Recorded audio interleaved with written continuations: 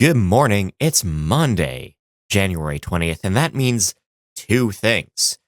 The geologic scale of time includes right now, and it's also time for the lighting industry news brief brought to you by Keystone Technologies and their direct drive emergency tube. This is a UL Type B tube, fully compliant with UL 924.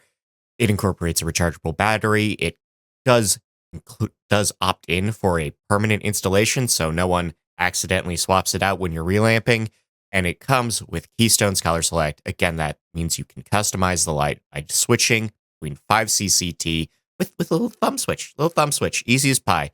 No tools, get it in there, get it up there, get it right. That's KeystoneTech.com. Light made easy.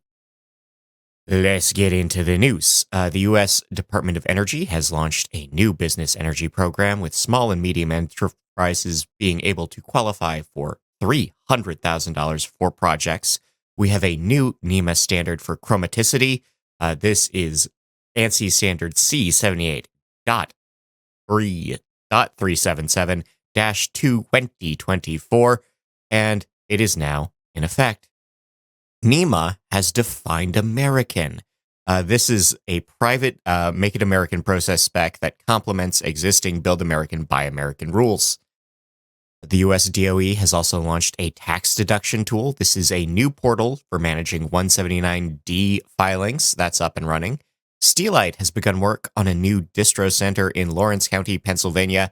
This will be 325,000 square feet. Q2 at Transrail Lighting shows that sales are up compared to last year. We have the 35th Arts winners named. Those are presented by the Dallas Market Center. That went out on the 10th. The IES Illumination Awards are now open for submission. You have until the 21st of February.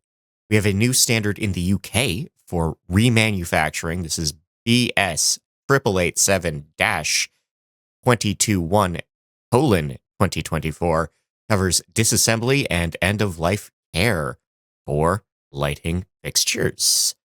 Light Justice Now is seeking award submissions. If you have a design focused on health, inclusion, or justice, or some combination of the three, you can submit that until the 7th. Enable has bought Flint Fox. This is a rebate management firm closing on a buyout deal. No details on the price. We have the short list of innovative products named at Light Middle East. This is a Dubai show highlighting new lighting products.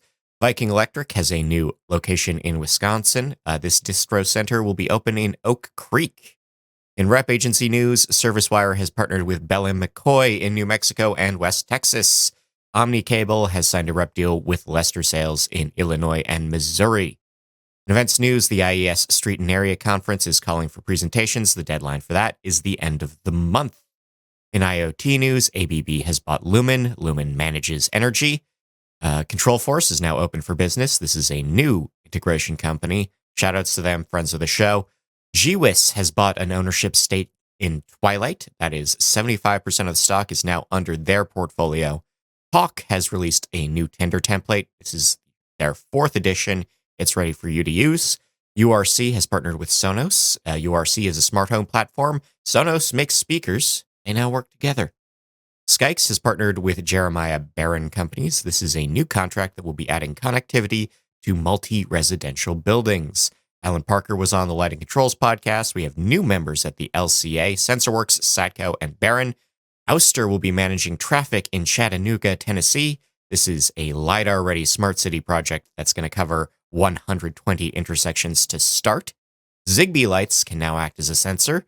The ambient sensing mode needs 3 lights in one room to work, but it detects when signals drop between those 3 lights, the amount a human would make.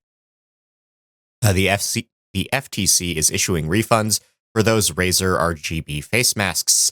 If you remember these from a few years ago, you could buy a LED-equipped face mask with a motor and Razer said they were N95 grade, and they were nowhere near N95 grade. So any of the 6,000 customers who bought that gear will get their money back.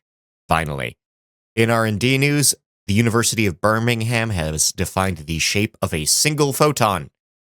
Looks a bit like a lemon.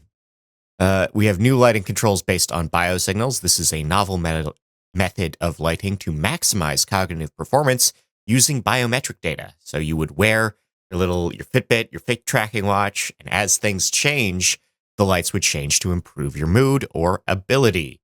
And red light therapy cuts the risk of blood clots in mice by 75%. On the dark side of things, Greek scholars have developed a new method to measure the impacts of facade lighting. UC Davis has printed out a new legal advice strategies document. UN has endorsed Plymouth's position on shoreline light pollution. ALMA Observatory has issued a statement in support of the ESO Observatory in Chile against an upcoming light pollution threat. Samsung insists that a new TV with a QLED screen would be better for your eyes overall. And Lenovo and iSafe have partnered to give away blue light filters to students who use laptops. Do the kids still use laptops? I don't know about that, guys. Mario Amato was on Restoring Darkness. Starlings, the songbirds, have returned to Belfast, Ireland after lighting policy changes. It's great to see. Annandale, Virginia teen has worked with a local state assembly person on a light pollution bill. Kirkwood, Massachusetts has debated CCT restrictions as part of their lighting bylaws. Texas has completed 1.5 miles of border security infrastructure, including lighting on that fence. The Indian government is defending their use of lighting on a Bangladeshi border fence. Sleeping Bear Dunes National Park is hosting candlelit hikes. Bakersfield, California has pushed back on proposed lighting at a proposed LDS temple. It's always LDS temples. They've only got one floor plan. They do it every time. And Wellsboro, Pennsylvania has approved a light pollution bylaw. On the horticultural side of things, Grow Here has built an entirely new strawberry system. Man has automated their growing equipment, and Scotland's Rural College Edinburgh campus has funded a vertical farm research lab. In recommended reading, we have AI, A Competitive Edge or Sand in the Desert, Gaps in Photometric Data, NEMRA's growing role in lighting advocacy, in-room automation for hotels, some ideas about low-voltage lighting, reacting to rare earths export bans, those 2 times the Soviets tried to put mirrors in space, projection bombs as protest item, Ellen comes out as a lighting fixture designer. We have ESG and data and what to do with both. Measuring the cost of LoRaWAN in the long term. Getting ready for tariffs. And we have case studies of lighting controls for historic buildings, lighting designed for comfort and efficiency in commercial spaces, and the Bulgari Hotel Roma. All these links on nailed.org and more. In local news, if you're in West Virginia, your grant applications are due. We have new state funds going ahead at the Illinois Department of Transportation, not transit. Georgia is adding $50 million to school security funds.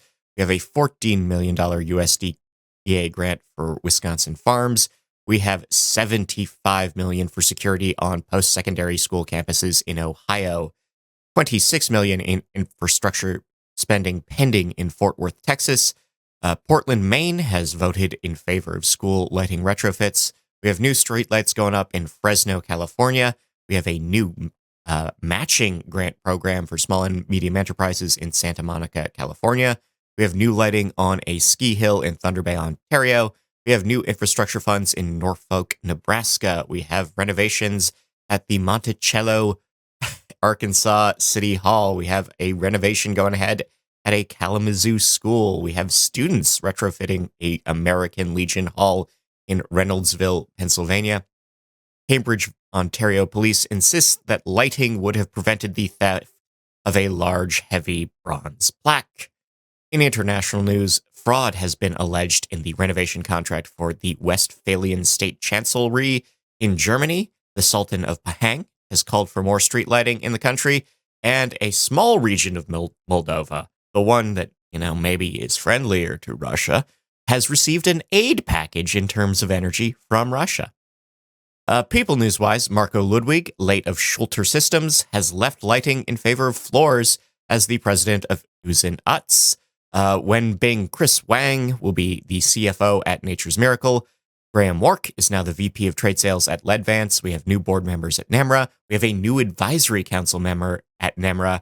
We have a new president-elect and directors at the IALD. We have new presidents at 2 different Legrand divisions. We have new managers at Magnitude. We have Charles Foster named the principal at Lightswitch New York. That's a design firm. We have 2 new appointments at Specialty Lighting. Keith Eagle has left Signify. Daniel Lalonde has left his CEO role at Floss Group, and Paul Burke has retired. And things you can make: you can drive NeoPixels with audio hardware. You can build an illuminated board gaming table. You can make a small fluid simulation pendant, and you can have hacks for your convention badges. I've been Scott Wachter. I want to thank you for your time, your attention. Do the 3 R's of podcasting. That's rate, review, and recommend. Thanks to our sponsors at Helco, Olympia, Ledvance, Light Efficient Design, and Keystone. See ya at Light Fair. Until next week, enjoy yourself, enjoy the music. See ya.